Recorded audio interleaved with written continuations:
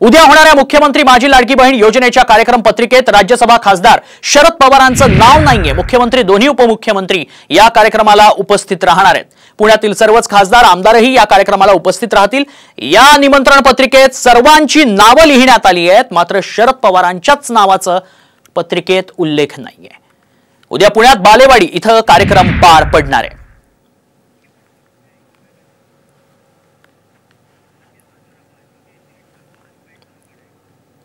उद्या होणाऱ्या मुख्यमंत्री माझी लाडकी बहीण योजनेच्या कार्यक्रम पत्रिकेत राज्यसभा खासदार शरद पवारांचं नाव नाहीये। मुख्यमंत्री दोन्ही उपमुख्यमंत्री या कार्यक्रमाला उपस्थित राहणार आहेत।